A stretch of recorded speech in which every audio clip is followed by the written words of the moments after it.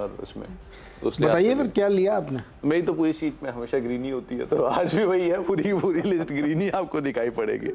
और शुरुआत करता हूँ, चले जो मेरे तरफ से पहला नाम है वो वोल्टास है। वोल्टास को चुनने की 2-3 वजह है। तो ये मिडिल ईस्ट में इनका बिजनेस है ही, क्रूड इनके लिए एक बड़ा ट्रिगर होता है, तो क्रूड की तेजी ये अच्छा ट्रिगर। दूसरा, चाइना इनके लिए एक बड़ा मार्केट है, और चाइनीज़ मार्केट से मतलब वन ऑफ द लार्जेस्ट कोई कंपनी अगर वहाँ पे मौजूद है तो आप उस लिहाज से भी इसको देख सकते हैं। डे हाई के आसपास ये कल बंद भी हुआ है, और ये ऊपरी स्तर से बहुत टूटा हुआ है। 1100-1200 के जोन से टूट के 700-800 रुपये के जोन में आ गया। टाटा ग्रुप की कंपनी है, और क्रेडिबिलिटी ऑब्वियस ही बात है, पुरानी हिस्ट्री है इसकी।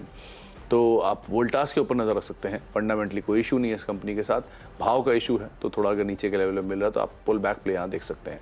तो वो एक जोन रहेगा वोल्टास के लिए, इसको ध्यान रखिएगा। दूसरा नाम, थोड़ी देर पहले भी बात हो रही थी RVNL की। RVNL को चुनने की वजह सिर्फ और सिर्फ इनके से रिलेटेड ऑर्डर है जिसको चुना गया है, जिसके आधार पर आप इस पर नज़र रखेंगे। मालदीव्स में कंपनी को 1544 करोड़ रुपए का ऑर्डर मिला है। इसमें करीब 700-750 करोड़ रुपए के आसपास के सालाना रेवेन्यू कंपनी इस ऑर्डर से जनरेट कर सकती है। 2 साल के लिए ऑर्डर है। UTF हार्बर प्रोजेक्ट के लिए ऑर्डर मिला है। तो RVNL वैसे भी पूरा रेलवे बजिंग था, और उसमें उस बज़ को जो थोड़ा सा ईज आउट हुआ है, उसमें RVNL में न्यूज़ फ्लोज आ गए हैं, तो अब न्यूज़ फ्लोज का इम्पैक्ट देखने को मिल सकता है। तो उस लिहाज से आप इसके ऊपर नज़र रखेंगे।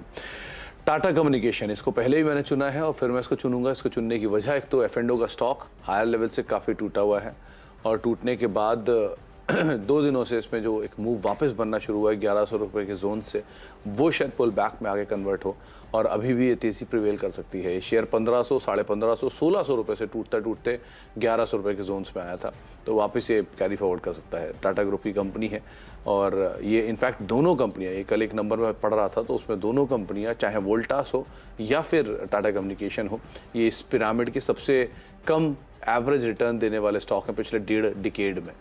तो इसलिए हो सकता है ये जो अब तक के अंडर परफॉर्मेंस या आउट परफॉर्मेंस में ना बदलते हुए दिखाई पड़े, उस लिहाज से आप इसके ऊपर भी नज़र बना कर रख सकते हैं। और उसके अलावा PSU बैंक्स, जिसकी नीरज जी भी झड़ी लगा देंगे थोड़ी देर में उसमें से एक नाम पंजाब एंड सिंध बैंक, जिसके ऊपर आप ध्यान रखेंगे। न्यूज़ फ्लोज खाली एक ही है कि 30 तारीख को यहाँ पर एक बोर्ड बैठक है, और उस बोर्ड बैठक में फंड रेज करने को लेकर फैसला लिया जा सकता है पंजाब एंड सिंध बैंक में, और ये 250 करोड़ रुपए के आसपास का जो फंड है वो ये रेज कर सकते हैं। छोटा सर्किट है ये, लेकिन फिर भी आपको न्यूज़ फ्लोज के आधार पर स्टॉक के ऊपर नज़र रखनी होगी, और Punjab and Sind bank pure and pure news flow के दम पे इसके ऊपर। बता दें कि मनी कंट्रोल पर दिए गए विचार एक्सपर्ट्स के अपने निजी विचार होते हैं। वेबसाइट या मैनेजमेंट इसके लिए उत्तरदायी नहीं है। यूजर्स को मनी कंट्रोल की सलाह है कि कोई भी निवेश निर्णय लेने से पहले सर्टिफाइड एक्सपर्ट की सलाह लें।